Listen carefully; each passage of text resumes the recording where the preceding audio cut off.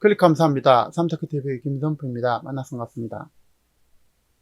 이번 시간은 생태계 폭군 고양이, 새 다람쥐 등 싹쓸이 미국에서만 연간 약 62억 마리 죽여 라는 주제로 말씀을 나눠보도록 하겠습니다.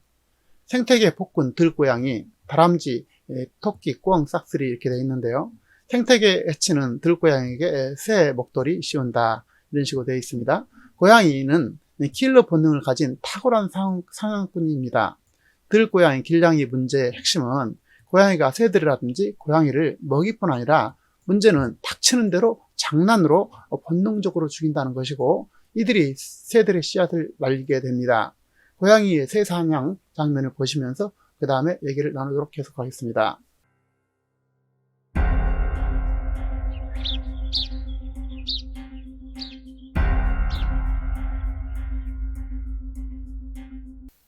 고양이 생태계 파괴의 핵심 문제점은 고양이가 자연 발생적인 것이 아니라 인간이 키우다 유기한 결과로서 생태계를 파괴하고 결혼한다는 점이 되겠습니다.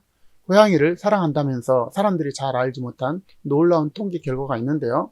고양이가 생태계를 파괴하면서 다른 동물, 특히 사랑스럽고 예쁘고 소중한 새들의 씨앗을 말린다는 것입니다.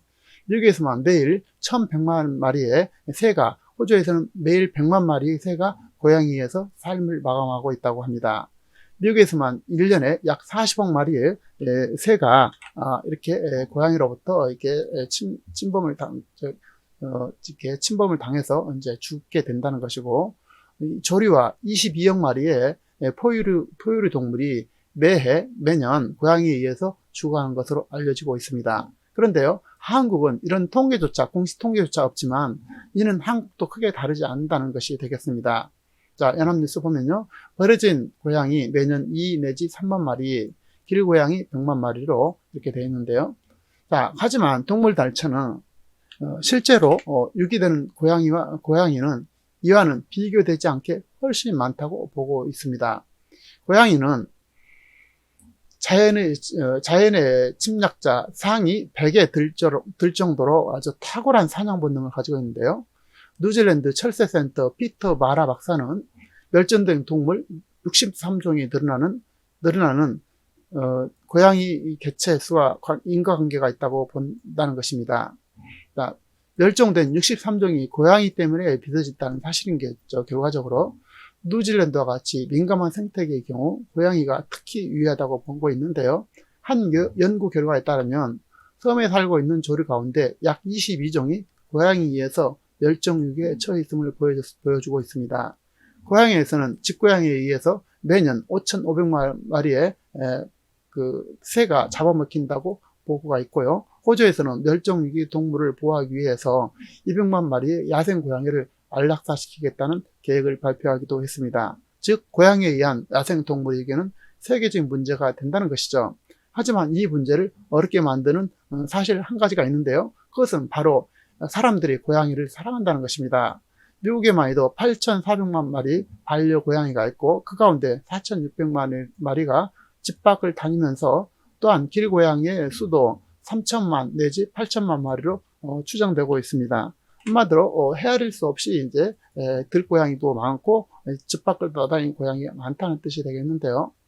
자, 북한산 등 국립보호 먹이사슬 최상위 등급 등산객과도 위협. 고양이가 심지어 이게 먹이사슬의 최상위에 등극했을 뿐 아니라 등산객까지도 위험한다는 것입니다. 고양이는 번식이 빠르고 천적이 없어서 생태계 결함 불러왔고 뾰족한 대책도 없다는 것입니다. 인간으로부터 버려진 야생이 된 들고양이는 삭과 담비, 멧돼지와 더불어서 생태계 최상위 포식자가 되었습니다. 이들이 노리는 먹잇감은 등들쥐, 다람쥐 같은 설치류부터 시작해서 조류까지 다양하고 그 피해는 상상을 초월한다는 것입니다. 고양이의 킬러 본능과 이들이 장난삼아서 놀이로 새와 동물을 죽이는 성격을 가지고 있기 때문에 이제 가장 큰 문제가 되겠는데요. 이제 먹이로만 끝나버리면 괜찮은데, 이것은 이제 거의 장난으로 새들을 이렇게 죽인다는 것입니다. 그래서 이제 고양이에게 이렇게 밝은 색의 옷을 입지 않은 것인데요. 그랬더니 새 사냥을 멈췄다는 것입니다. 이렇게 목도리를 했더니 이렇게 새 사냥을 멈췄다는 것인데요. 애묘가인 고양이를 좋아하신 분이 조류 관찰자의 고민이 있는데요. 그래서 고양이가 새를 매일 잡아온다는 것입니다. 새는 밝은 색을 잘 봐서 조류 지식을 활용해서 고양이에게 밝은색 목도리 컬러를 입혔더니 이제 새 사냥이 멈춰지더라라는 것이죠. 그래서 이게 고양이를 이렇게 키울 때, 야생화됐을 때 이렇게 목도리를 한다든지 이런 방식을 통해서라도 새를 잡지 못하도록 이렇게 할 필요가 꼭 있겠습니다. 자, 숲에 흔하던 그 꿩이라든지 토끼, 가장 이제 흔했던 것이 꿩 아니겠습니까? 토끼, 다람쥐 같은 야생 동물들을 사라지게 만든 주범으로 들고양이가 지목되는 것도 이런 이유가 되겠습니다. 야생에 적응한 들고양이 못지않게 주택가에서 사는 길고양이도 문제가 심각한데요. 휴지통을 뒤진다든지 음산한 울음소리를 내서 시민들의 눈살을 찌푸리게 하는 경우가 많고, 올해 초에 경기도 포천에서 조류 인플루엔자에 감염돼 죽은 고양이처럼 질병을 옮기는 매개체로도 지목되고 있습니다. 길고양이 대응책으로 중성화를 지속적으로 확대 시행해야 할 것이고, 중성화된 고양이는 특유 음산한 울음소리를 내지 않고 공격성도 현저히 줄어든 것으로 알려져 있습니다.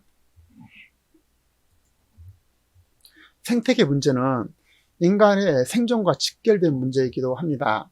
그렇기 때문에 한 개인이 자기 사정으로 유기한 고양이로 인한 생태계에는 그 파괴가 심각함을 인지하시고, 고양이로 인한 새들과 동물의 생태계 파괴에 피해를 주는 근본적인 대책은 당연히 고양이를 유기하지 않는 것이 되겠습니다. 그리고 차선책은 유기할 때 반드시 중성화 조치가 필요하다는 것입니다.